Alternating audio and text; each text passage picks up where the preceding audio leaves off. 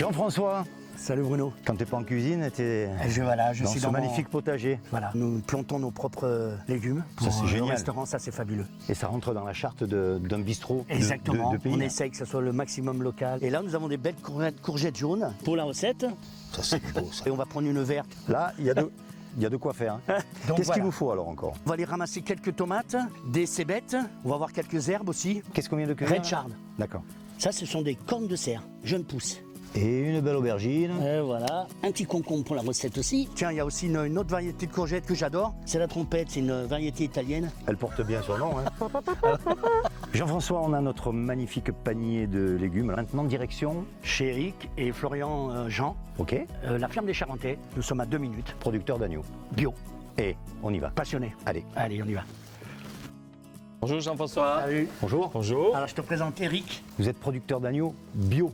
Oui. Qu'est-ce que ça veut dire bio exactement? Bio aujourd'hui, c'est ne pas utiliser de produits. Et je suis passé en bio il y a 25 ans. Combien de brebis sur l'exploitation? 300 brebis. La race.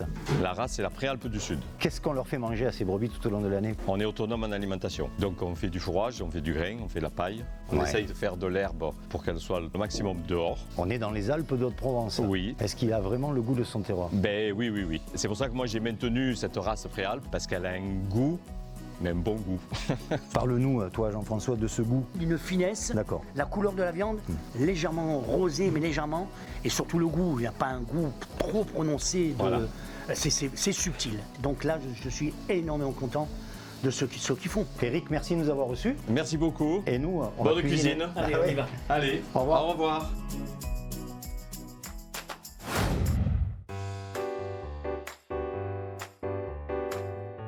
Jean-François, qu'est-ce qu'on va cuisiner? Alors, on va faire un plat de saison que j'adore. Ce sont des keftas d'agneau. J'ai déjà haché l'agneau, du persil, la coriandre et la menthe, les cébettes du jardin et les oignons rouges. Ensuite, sel, poivre, le cumin bien sûr. Ensuite du paprika.